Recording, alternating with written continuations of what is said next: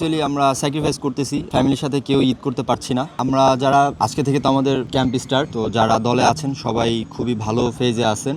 আশা করছি আমরা একটা গুড অপরচুনিটি আছে আমাদের এই কোয়ালিফায়ার রাউন্ডটা আমরা সেকেন্ড হয়েও আমরা শেষ করতে পারি, একটা গুড অপরচুনিটি আমাদের জন্য। আশা করছি আমরা ম্যাচটা জিততে পারলে আমরা সেকেন্ডে থাকবো ইনশাল্লাহ। স্পেশালি বিএফএফকে থ্যাঙ্কস জানাতে চাই যে এরকম সিঙ্গাপুরের আগে আমরা ভিয়েতনামের ভালো একটি টিমের সাথে আমরা ফ্রেন্ডলি ম্যাচ খেলার সুযোগ পাবো। তো এটা আমাদের সিঙ্গাপুরের ম্যাচে খেলার আগে একটা বাড়তি একটা অনুপ্রেরণা বা সবাই নিজেকে ভালোভাবে আরও ঝালিয়ে নিতে পারবে যে কী অবস্থা সবার। আমরা লাকি, সবাইকে আমরা পাচ্ছি। এটা সবাই একসাথে ফার্স্টে থেকে শুরু করলে টিমের কম্বিনেশন ভালো হয়। তো আশা করছি আমরা আগের তুলনায় আমরা এবার আরও সুন্দরভাবে প্রস্তুতি নিতে পারবো এবং ভালোভাবেই ম্যাচগুলো খেলতে পারবো। আমি সবসময় চেষ্টা করি দলের হয়ে খেলার জন্য।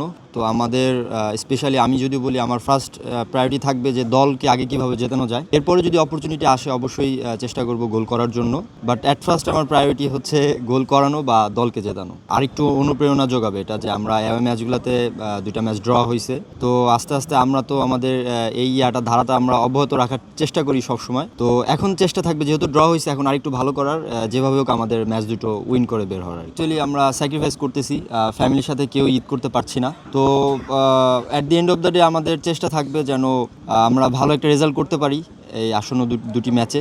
আমরা দেশের মানুষকে উপহার দিতে চাই, জয় উপহার দিতে চাই, এটা আমাদের আশা থাকবে। এবং দেশবাসী সবার কাছেই আর কি আমাদের দোয়া, আমরা দোয়া এক্সপেক্ট করি যেন তারা আমাদের জন্য দোয়া করে, আমরা যেন ভালোভাবে ম্যাচ দুটো শেষ করতে পারি।